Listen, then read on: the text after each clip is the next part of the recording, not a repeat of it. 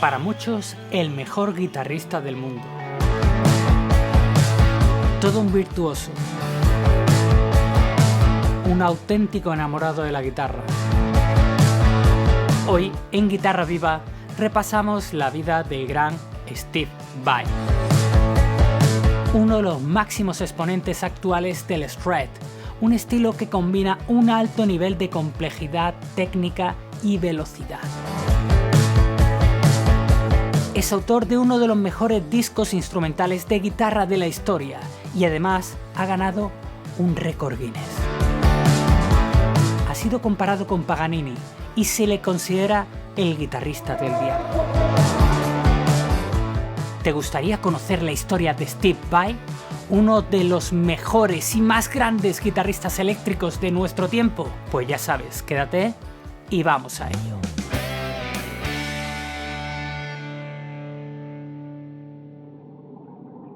Capítulo 1. Buscando su sitio. El 6 de junio de 1960, en una pequeña aldea de Nueva York llamada Carly Place, nació el pequeño Steven Ciro Vai.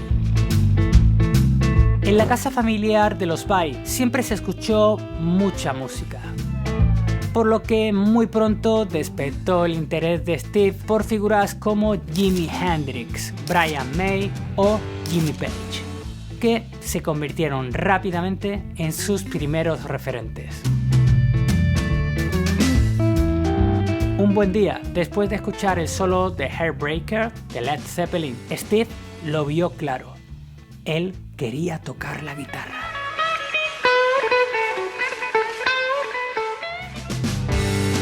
Steve consiguió hacerse con una guitarra y se volcó completamente en ella. Estudiaba horas y horas todos los días y su conexión con el instrumento era total.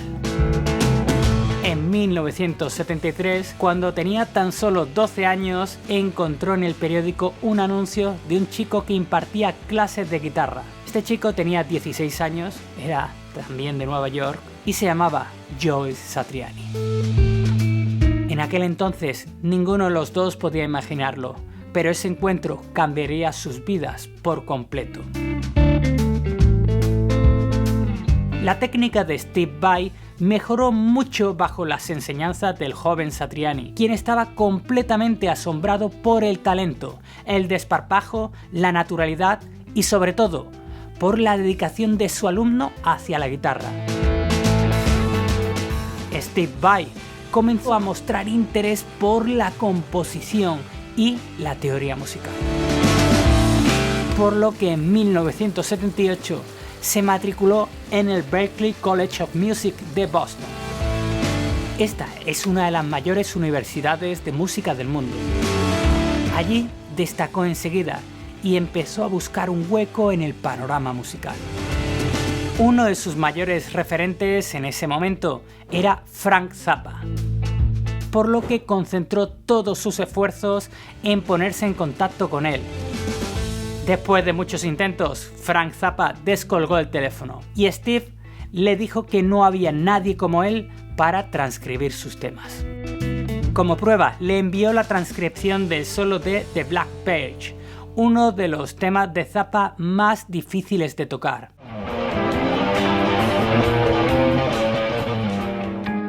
En cuanto Frank Zappa lo recibió y vio la calidad del trabajo, le ofreció un puesto de transcriptor en su banda. Steve, por supuesto, aceptó, pero no se iba a conformar solo con transcribir los temas de Frank. Quería demostrar que podía ocupar el puesto de guitarrista.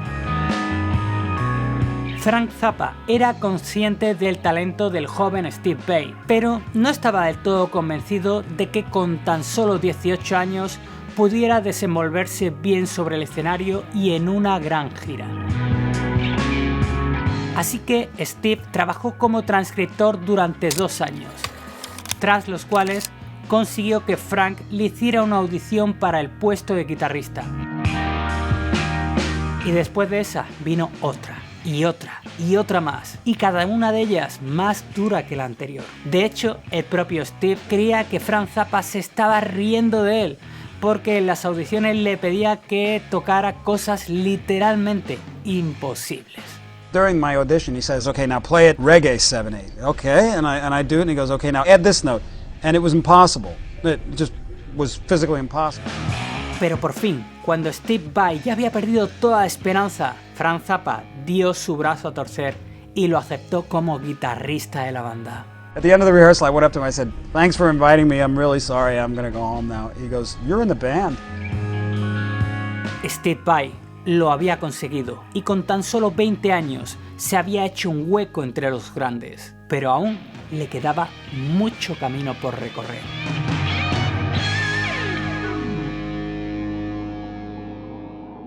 Capítulo 2. Imaginar el sonido.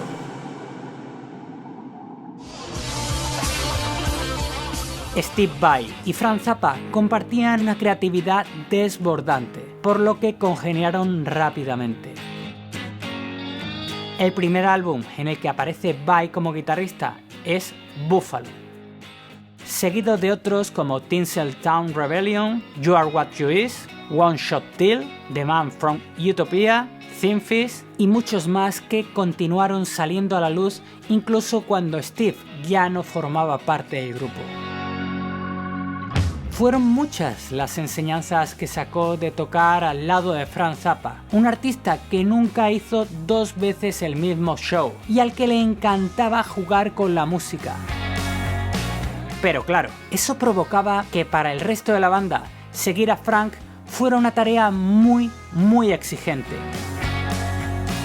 Por esta razón, tras su primer concierto, Steve Vai le preguntó inmediatamente a Frank Zappa que qué tal había estado, a lo que él respondió que su guitarra había sonado como un sándwich de jamón eléctrico. Steve no podía creerlo, no entendía cómo, usando su equipo de confianza, su Stratocaster que tenía desde los 15 años, no había conseguido encontrar el tono adecuado. Y fue entonces cuando aprendió una de las lecciones más valiosas de su vida, pues Zappa le respondió que el sonido perfecto no se encuentra en la mejor guitarra ni en el mejor ampli, el sonido se encuentra en la cabeza. Un músico debe de ser capaz de imaginar el sonido que busca, de crearlo en su mente y después las manos harán el resto. En los primeros años de la década de los 80, todo parecía ir de maravilla para Steve Vai. And our little Italian virtuoso Steve Vai on guitar. Pero lo que nadie podía imaginar era que, mientras de puertas para afuera todo era perfecto, durante esos años Steve estuvo al borde del colapso. Y es que la fama le aterraba. Se obsesionó con la idea de que si se convertía en alguien famoso, pudiera literalmente volverse loco y perder el control de sus actos. Esa ansiedad se apoderó de Steve Vai durante más de 1 año y medio, provocándole un pánico terrible hacia todo lo que le rodeaba y sumiéndolo en una profunda depresión.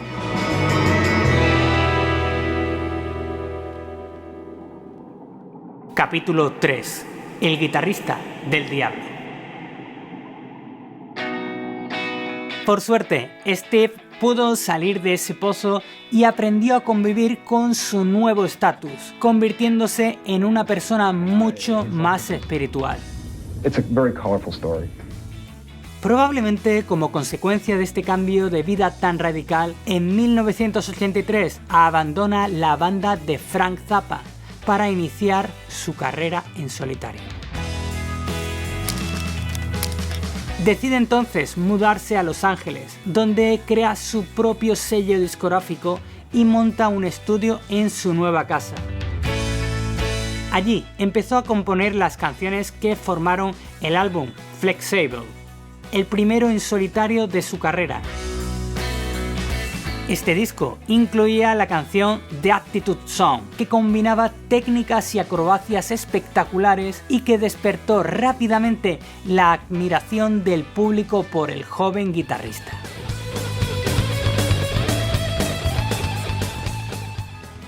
Fue entonces cuando algunos empezaron a comparar a Steve Vai con Niccolò Paganini, el que se ha considerado el violinista del diablo, ya que parecía ser la única explicación que encontraba la gente de la época a su virtuosismo con el violín. Decían que lo único que podía haber hecho era haber vendido su alma a Satanás para tocar así. Ese mismo año, en 1984, Steve Vai se unió a la banda Alcatraz como guitarrista principal. Sin embargo, su paso por Alcatraz duró apenas unos meses y tan solo participó en la grabación del álbum Disturbing the Peace. El motivo fue que a principios de 1985, David Lee Roth, quien acababa de abandonar Van Halen, logró reclutar a Steve para su nuevo grupo, un cuarteto en el que también estaba Billy Sheehan al bajo y Greg Bissonette a la batería. Su primer álbum, Eat Them and Smile, fue todo un éxito y a día de hoy sigue considerado como uno de los mejores discos de la historia del rock. Por cierto, ¿recuerdas lo que te he contado antes sobre que comparaban a Steve Vai con Paganini, el violinista del diablo? Pues bien, esto no se quedó ahí, y es que en 1986 tuvo lugar otro hito importante en la vida de Steve Vai: su salto a la gran pantalla, concretamente en la película Crossroads. Steve Vai da vida a Jack Butler, un guitarrista que, casualmente, vendió su alma al diablo. Además, en el duelo final de la película se escucha el tema Eugene's Trick Bad.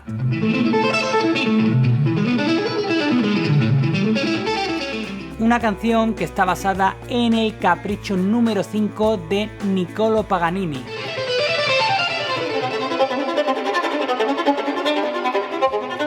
Y bueno, aunque en la pantalla parece que lo toca el personaje interpretado por Ralph Macchio, pues realmente fue compuesto y grabado por Steve Vai. De hecho, él mismo se encargó de entrenar al Ralph Macchio para que pareciera que lo tocara él. Hay una cosa más, la película está basada en la historia de Robert Johnson, uno de los bluesman más grandes de la historia y de quien también se afirma que vendió su alma al mismísimo Satanás. Si te gustan este tipo de historias, aquí en el canal de Guitarra Iva hemos hecho la biografía de Robert Johnson, te dejo el enlace aquí abajo para que lo disfrutes. El virtuosismo y la extravagancia que mostraba Steve Vai con la guitarra hicieron que su figura ganara cada vez más y más fuerza, y al mismo tiempo que se agrandara su pasión por la música y sobre todo por la guitarra. Tanto es así que decidió hacer una colaboración con Ibanez y adentrarse en lo que sería el desarrollo de un nuevo tipo de guitarra. En 1987 salió a la luz su modelo Gem, una Super Strat de modelo modernista con un mástil finísimo y una abertura en el cuerpo en forma de asa, que la hace inconfundible.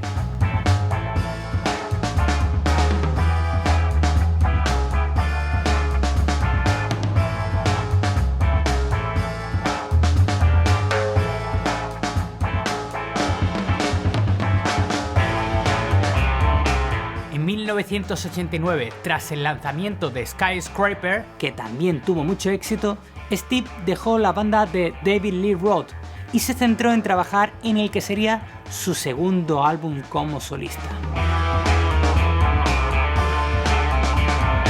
En medio de este proceso tuvo tiempo para unirse al grupo Whitesnake y grabar Slip of the Tongue, que llegó al top 10 de la lista Billboard con más de 3 millones de copias vendidas en todo el mundo.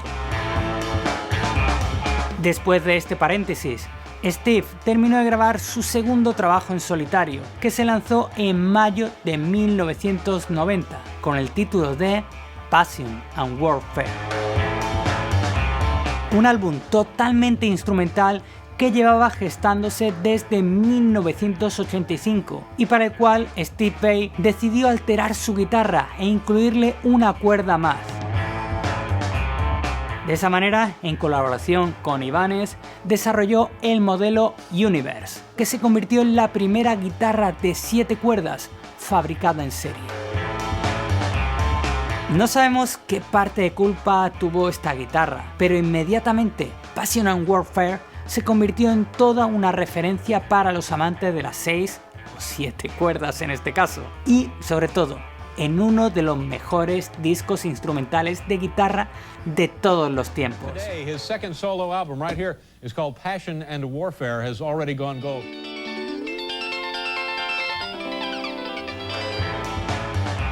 Entre sus temas se encuentra For the Love of God, para algunos su mejor composición.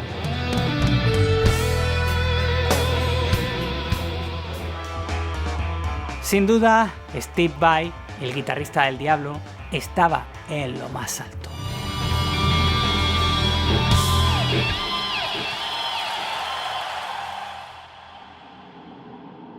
Capítulo 4. Un paso atrás.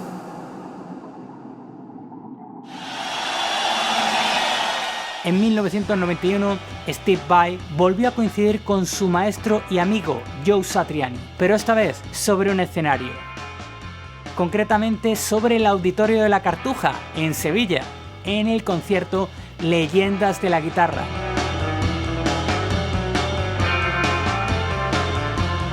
Tras el tremendo éxito de Passion and Warfare, Steve se decidió a formar su propia banda, con Terry Bozzio a la batería, Tiem Stevens en el bajo y David Townsend a la voz. Y esta última incorporación es importante, ya que en vez de seguir el camino instrumental que también le había funcionado en Passion and Warfare, Steve dio un giro de 180 grados y construyó un disco eminentemente vocal, Sex and Religion. Sin embargo, este trabajo fue muy mal recibido por la crítica y por el público en general, ya que muchos lo consideraron aburrido.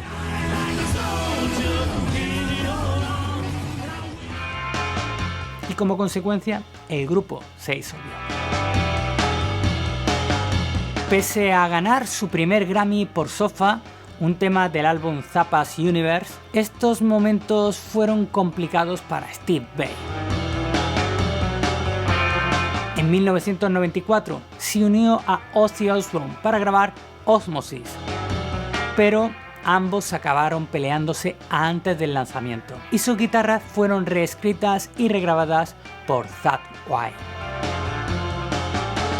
Por suerte, lo que parecía que era un paso atrás en su carrera hacia el estrellato no fue más que un espejismo, y en 1995 resurgió el mejor Steve Vai.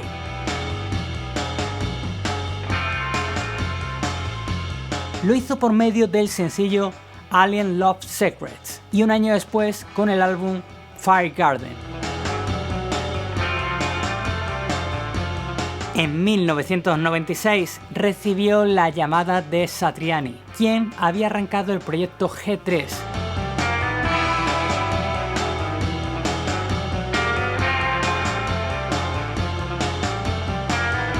Para terminar el milenio, lanzó 2 álbumes, Flexible Leftover, que contiene los temas que se quedaron fuera de Flexible y The Ultrasound, en el que Vai homenajeó a 2 estrellas de la guitarra que habían fallecido en esa última década. Stevie Ray Vaughan con el tema Gibbon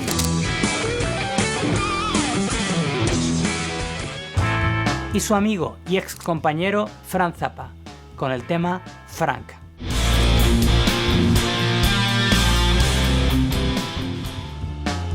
Con The Ultrasound inició una gira por todo el mundo.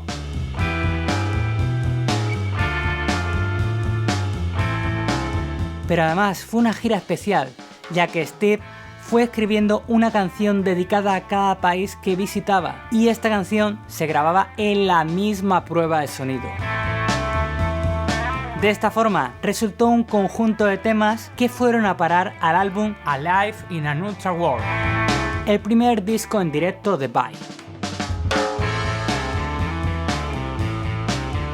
No cabe duda de que Steve Vai es un guitarrista único.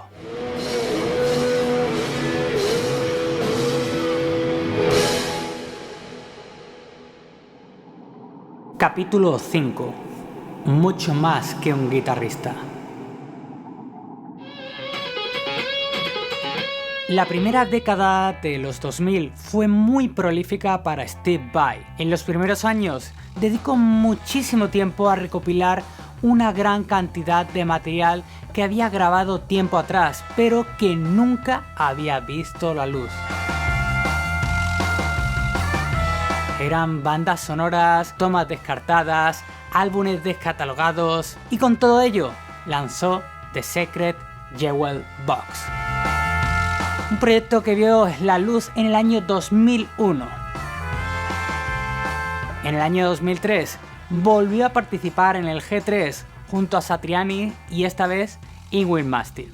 What time is it, Yngwie? It's time to rock. En esta ocasión, Steve Vai salió al escenario con su guitarra Ibanez Gem de 3 mástiles.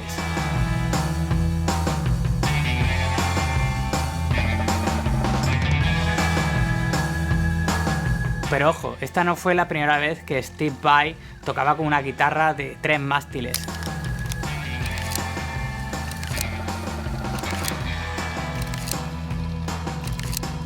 En 2004 lanzó The Aching Hunger, un proyecto interpretado junto a la orquesta Metrópole de Países Bajos. En él puso en valor sus dotes para la composición y todo lo que es la aplicación de teoría y armonía musical, las mismas que le abrieron las puertas para entrar en la banda de Frank Zappa por allá por el 80.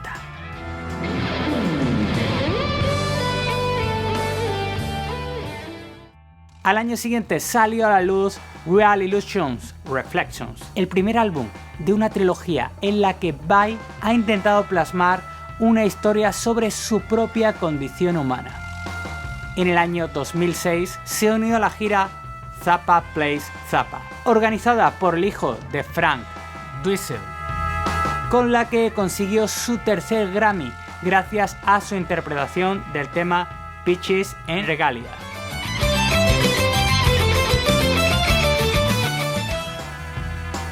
Cuando parecía que Steve Vai había tocado techo, llegó algo que probablemente ni él podía imaginarse: un récord Guinness. Y es que en el año 2011 Steve Vai impartió por medio de Berklee College of Music la clase de guitarra online con más asistentes. Reunió a más de 7.000 personas.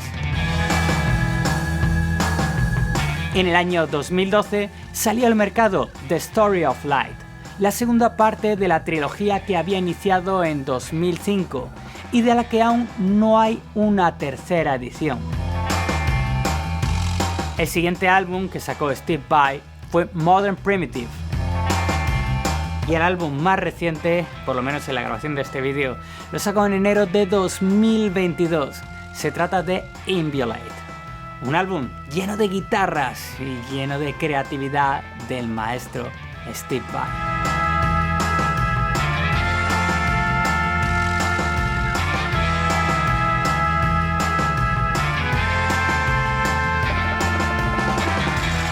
Y bueno, hasta aquí el repaso por la vida y obra de Steve Vai hasta la fecha. Sin duda estamos ante uno de los mejores guitarristas de nuestro tiempo, con un estilo totalmente único y una pasión enorme por la música y por la guitarra. Y bueno, antes de terminar, una cosa importante. Si has visto la biografía de Steve Vai, seguramente tocarás la guitarra o tienes ganas de tocarla. Si es así, te recomiendo que visites la academia de guitarraviva.com, donde encontrarás un montón de cursos de guitarra perfectamente estructurados para llevar tu manera de tocar al siguiente nivel, ya sea que eres un novato, que no has tocado nunca, o que estás atascado, o simplemente que quieres mejorar. Allí tienes los mejores cursos de guitarra, sin duda alguna. Espero que te haya gustado el vídeo y si es así, ya sabes, nos vemos en el próximo o en Guitarra Viva, donde si no, hasta luego.